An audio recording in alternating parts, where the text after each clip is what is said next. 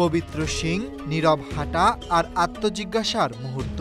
এ যেন এক অভিনব মিছিল, এক নতুন যাত্রার প্রতীক। ইন্দোনেশিয়ার সুরাকর্তায় হাজারো জাভানি মানুষ এভাবেই স্বাগত জানালেন ইসলামী নববর্ষকে। এটি একটি ঐতিহ্য যার নাম কিরাপ পুসাকা। এই মিছিলটা কোনো উৎসবের চিৎকার নয়, বরং আত্মপর্যালোচনার এক নীরব পদচারণা। ৭ কিলোমিটার পথ ধরে হাঁটেন অংশগ্রহণকারীরা। কোনো কথা নয়, খাবার বা পানীয় নয়, কেবল নীরবতায় নিজেদের ভেতরের প্রশ্নগুলো শুনে নেওয়ার চেষ্টা। আমি নিজেও একজন জাভানি। বারবার এখানে আসতে মন চায়, না আসলে মনে হয় কিছু একটা হারিয়ে ফেলেছি।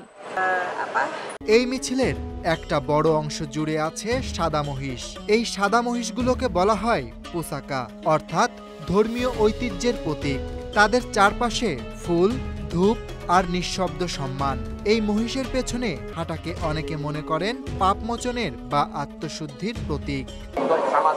এই রাত আমাদের জন্য প্রার্থনার। আমরা চাই নতুন বছরে আমাদের জীবনে আসুক বরকত, নিরাপত্তা, উন্নতি ও সামষ্টিক কল্যাণ।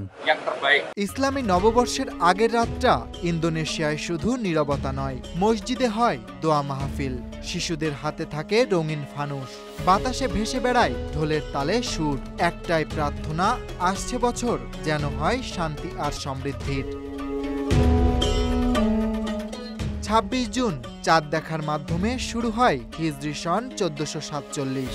নববর্ষ মানেই শুধু তারিখ বদল নয়, এই দিনটি ইন্দোনেশিয়ায় পালিত হয় গভীর ধর্মীয় ও সাংস্কৃতিক আচার অনুষ্ঠান দিয়ে।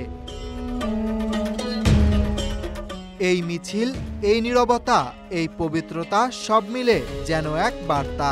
বছর বদলাতে পারে, সময় এগিয়ে যায়, কিন্তু মানুষ সব সময় খুঁজে ফেরে নতুন আলোর দিশা। যে পৃথিবী আজ এত ব্যস্ত, সেখানে ইন্দোনেশিয়ার সুরাকর্তা যেন মনে করিয়ে দেয়, একটু থেমে নিজেকে প্রশ্ন করাও একটা প্রার্থনা হতে পারে।